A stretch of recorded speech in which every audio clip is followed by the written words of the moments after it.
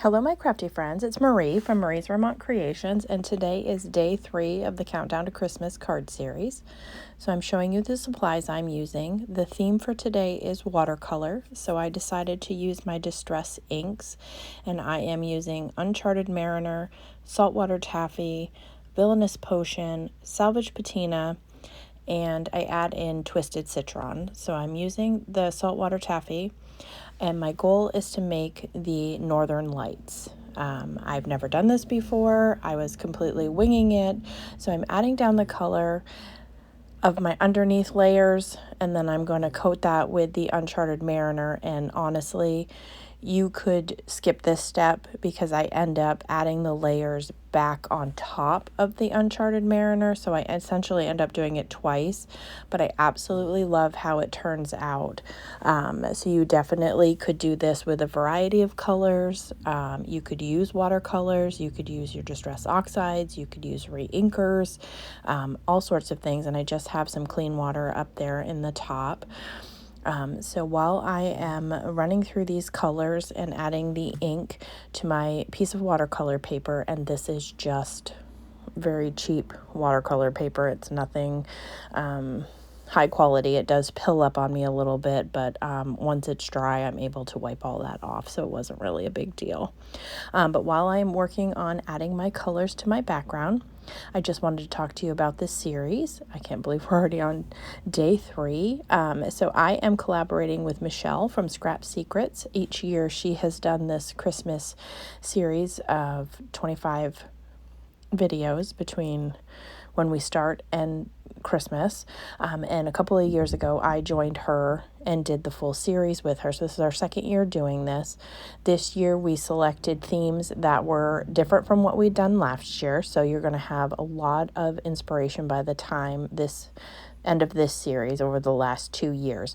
I do have playlists for both 2023 and the 2024 series. So as we do videos, I will add them to the playlist. Excuse me, if you'd like to sit down and see them all in one spot, I definitely have them there. I am trying to reach 1,000 subscribers throughout, or at the end of this series. There will be giveaways, both on Michele's channel and mine. We will randomly select them from random videos that we pick.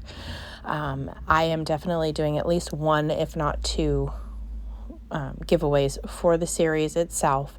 But if I reach 1,000 subscribers, I will add an additional prize at the end. So I think about 40 subscribers away. So if you have subscribed to my channel, or already were subscribed to my channel, or recently subscribed, thank you so much. I greatly appreciate it. I appreciate all viewers that I have to my channel. So back to the card for a quick second. I am just testing. Off screen, I heat set this watercolor panel, and I'm just testing to make sure that my panel is dry enough so that I can heat emboss on it, because nothing more frustrating than stamping an image down and your ink's not dry and then you have embossing powder everywhere. So I am using this Hero Art stamp set. It is the Northern Lights with polar bears, and I honestly bought this last year and never used it. This is the first time I'm using this stamp set. So I'm just going to put this in here, and the swirly light stamp, I'm going to stamp that a couple of times using some Simon Says Stamp clear embossing ink. You can use any sticky ink to get your embossing powder to adhere to it. And then I'm going to heat set that until it's smooth and melted. And then I will stamp out the polar bears. There's a pair of them that I use, and then the sentiment I will stamp out using the Uncharted Mariner so that matches. I am going to link Michele's channel down below so that you can go over and see how she interpreted the theme for today. That is the beauty of the two of us doing this, is you get 2 perspectives on one theme or technique or stamp set or project. So you can see it from 2 different perspectives of different crafters. So you may not share my crafting style, but you may share Michele's, or vice versa, or bits and pieces from both of us, because we both, do similar things, but yet have different takes on it. And that's what I absolutely love about this, or any hop that I do, is seeing what other people think of when it comes to given one theme and how they interpret that and what they do with it. So I do enjoy that, and I would love if you have a project that you've created based on a video that I've done or Michelle's done. I would love it if you tag me in it, share the photo, because I love to see everyone else what they created based on, you know, something I created. So now I am taking just some cheap acrylic white paint, and I'm going to splatter that using a fan brush. I did water it down a little bit just to give a little snow star effect to my background. And just going to clean that mess up, and then we're going to get stamping with the polar bears. I'm just going to use one little scrap piece of cardstock. It was actually I have pre-cut panels that I keep over to the side, and so those I'm going to stamp my polar bears on. Then I will stamp my sentiment, and afterwards, before I cut everything out, I am going to cut out a snow hill so that my polar bears have something to stand on.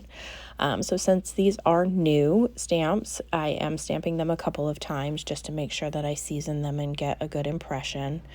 And like I said, I did use the Distress ink in Uncharted Mariner to stamp the sentiment.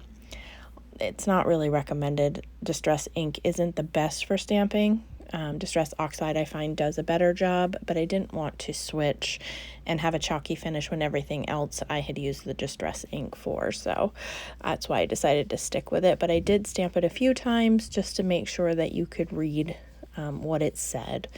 And then off screen, I am going to fussy cut both the sentiment and the polar bears out, but like I said, first I'm going to cut out my snowy hill.